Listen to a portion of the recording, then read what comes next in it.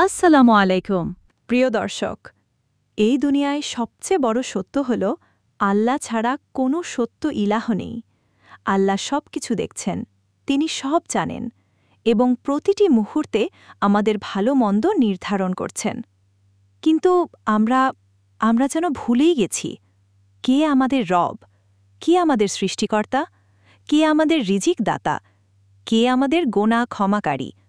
আজকের এই গভীর কথাগুলো আপনার হৃদয়কে কাঁপিয়ে দেবে ইনশাল্লাহ।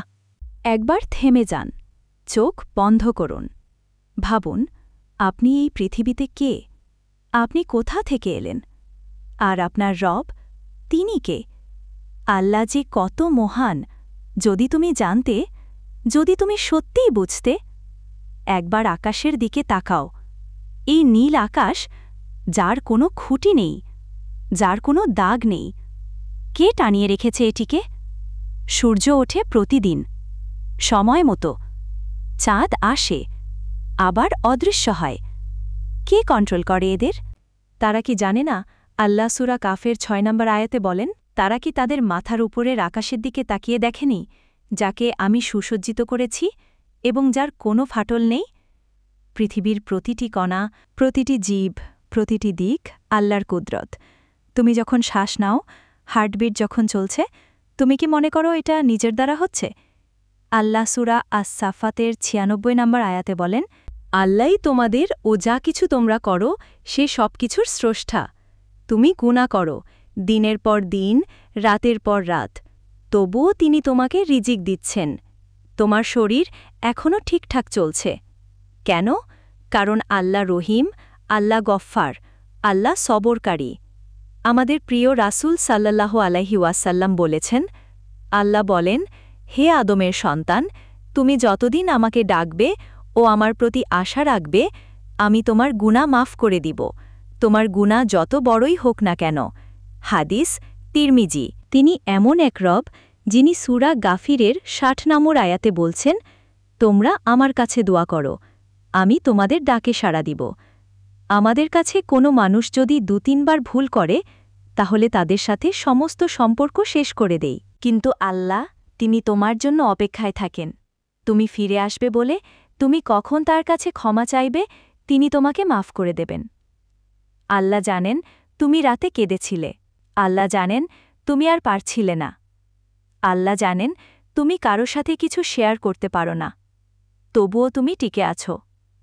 কেন? কারণ আল্লাহ তোমাকে গোপনে ভালোবাসেন। প্রিয় দর্শক, আপনি এখনও বুঝতে পারেননি আল্লাহ তাআলার ভালোবাসা আমাদের প্রতি কত গভীর। একটা মায়ের ভালোবাসা, একটা পশুর সন্তানের জন্য কাঁদা, একটা মানুষের প্রাণ বাঁচানোর, এসব কিছুই আল্লাহর ভালোবাসার মাত্র একটা অংশ। রাসূলুল্লাহ সাল্লাল্লাহু আলাইহি ওয়াসাল্লাম বলেন, আল্লাহ তাআলা দয়া, রহমত সৃষ্টি করেছেন ১০০ ভাগে, তারপর সেখান থেকে মাত্র ১ ভাগ দুনিয়াতে পাঠিয়েছেন। মানুষ, জিন, পশু, পাখি সব জীবের মধ্যে ১ ভাগ রহমত আছে। এই ১ ভাগের কারণেই একে অপরকে ভালোবাসে। মা তার সন্তানকে বুকে টেনে নেয়, বন্য পশুও সন্তানের জন্য কাঁদে, আর বাকি ৯৯ ভাগ আল্লাহ সংরক্ষণ করে রেখেছেন কিয়ামতের দিনে তার বান্দাদের জন্য। হাদিস সহি মুসলিম। ভাবুন তো, যে ভালোবাসা আমরা এখন দেখি, একজন অচেনা মানুষ রাস্তায় অসহায়কে বাঁচায়, একজন মা কত কষ্ট সহ্য করে একজন সন্তানকে জন্ম দেয়, যখন প্রথমবার তার সন্তানকে কোলে তুলে দেওয়া হয়, তখন সন্তানের মুখ দেখা মাত্র মা সমস্ত কষ্ট ভুলে যায়। আবার অনেক মা তো সন্তান জন্ম দিতে গিয়ে নিজের জীবন দিয়ে দেয়। এসব কিছুই আল্লাহর ভালোবাসার মাত্র ১ ভাগ। তাহলে যেদিন আল্লাহ তার বান্দাদের বাকি ৯৯ ভাগ ভালোবাসা দেবেন, সেদিনের দয়া কেমন হয়? হয়তো আপনি দুনিয়ায় ভালোবাসা পাননি, হয়তো মানুষ আপনাকে ছেড়ে গেছে, কিন্তু এক মুহূর্তের জন্য ভাববেন না আপনি ভালোবাসাহীন। আল্লাহ আপনাকে ভালোবাসেন। তিনি আপনাকে ৯৯ ভাগ ভালোবাসা দিয়ে জান্নাতে টানবেন, শুধু যদি আপনি তার দিকে ফিরে আসেন। তোমার কান্নার শব্দ মানুষ না শুনুক, আল্লাহ শুনেন। তোমার বুক ফাটা দুঃখ মানুষ না জানুক, আল্লাহ জানেন। তুমি একা নও, আল্লাহ আছেন। তুমি এখনও আল্লাহর দিকে ফিরতে পারো, তুমি এখনও ক্ষমা চাইতে পারো, তুমি এখনও এই জীবনের সর্বশ্রেষ্ঠ সিদ্ধান্ত নিতে পারো। আল্লাহর মহত্ব এমন এক বিষয় যা বুঝলে চোখ দিয়ে পানি গড়ায়। তুমি গুনাহ করেও শান্তিতে আছো। এইটাই প্রমাণ যে আল্লাহ এখনও তোমাকে ভালোবাসেন। আল্লাহর নেক বান্দাদের প্রতি ভালোবাসা, যাদের জন্য আল্লাহ নিজে ফেরেশতাদের জানিয়ে দেন, এবং সেই ভয়ঙ্কর মানুষগুলোর কথা যারা আল্লাহকে চেনেও তাকে অস্বীকার করে। তুমি কি জানো আল্লাহ কাউকে ভালোবাসলে কি করেন? তার প্রিয় বান্দাদের নাম দিয়ে দেন ফেরেশতাদের মাঝে। রাসূল সাল্লাল্লাহু আলাইহি ওয়াসাল্লাম বলেন, যখন আল্লাহ কোনো বান্দাকে ভালোবাসেন, তিনি জিব্রাইল আলাইহিসাল্লামকে বলেন, আমি অমুককে ভালোবাসি, তুমিও তাকে ভালোবাসো।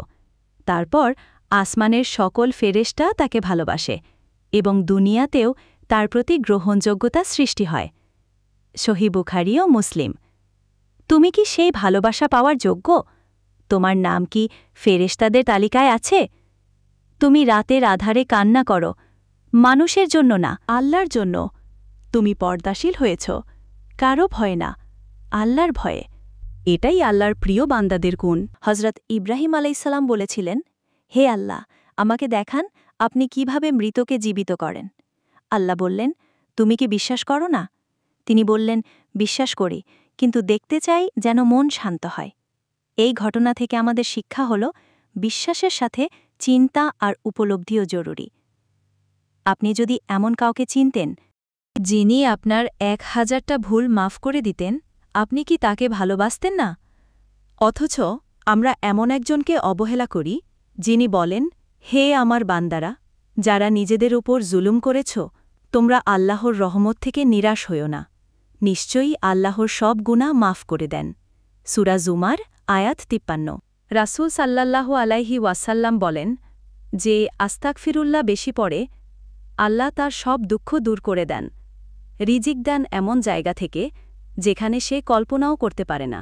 আবু দাউদ। আল্লাহ এমন এক সত্তা, তুমি শতবার গুনার করলেও একবার বলো, হে আল্লাহ, আমি ভুল করেছি, আমাকে ক্ষমা করে দিন। একবার নবীজি সাল্লাল্লাহু আলাইহি ওয়াসাল্লাম বলেন, তোমরা জানো কে সবচেয়ে ক্ষতিগ্রস্ত? যে ব্যক্তি নামাজ, রোজা, হজ নিয়ে কিয়ামতে আসবে, কিন্তু গালি, চুরি, গীবত করে এসেছে, তার সব নেকি ছিনিয়ে অন্যদের দিয়ে দেওয়া হবে।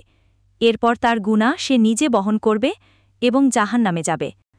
যদি তুমি আল্লাহকে চেনো, তাহলে গালি দিবে না, হারাম দেখবে না, গীবত করবে না। আল্লাহ বলেন, সেদিন প্রত্যেক ব্যক্তি নিজের আমল দেখতে পাবে। সূরা আলে ইমরান। আপনি পর্দা করেন কিনা, আপনি নামাজ পড়েন কিনা, আপনি কাকে ঠকাচ্ছেন, সবই রেকর্ড হচ্ছে। প্রিয় দর্শক, আল্লাহর মহত্ব মুখে বলার জিনিস নয়, হৃদয়ে বোঝার জিনিস।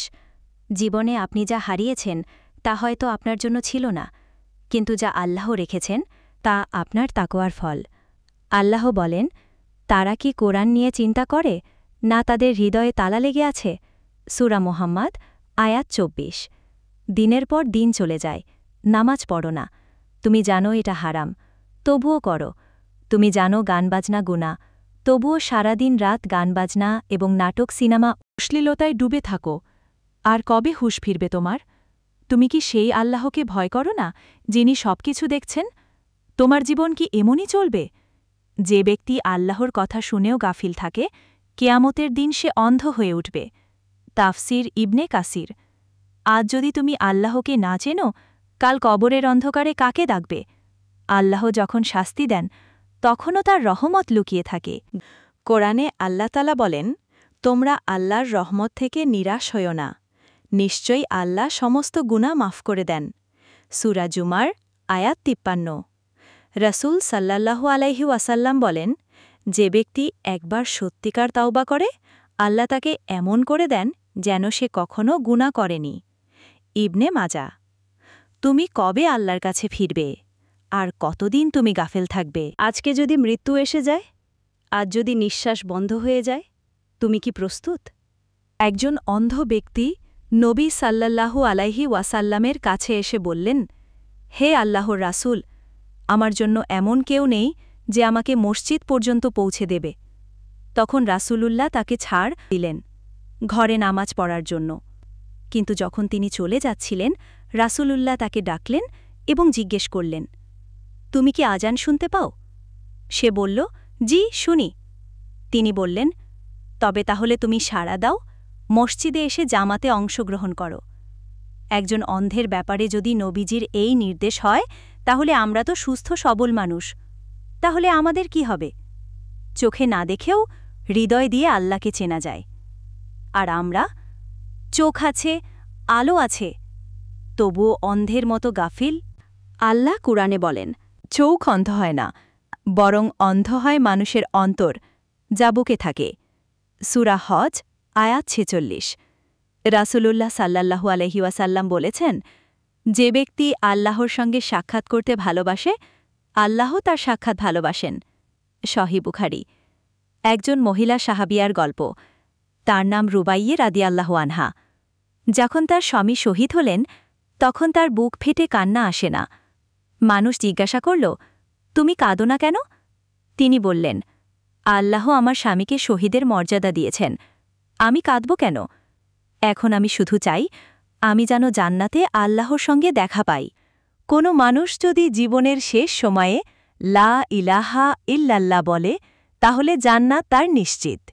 রাসূল সাল্লাল্লাহু আলাইহি ওয়াসাল্লাম বলেন, যে ব্যক্তি লা ইলাহা ইল্লাল্লাহ বলে মৃত্যুবরণ করে, সে জান্নাতে যাবে।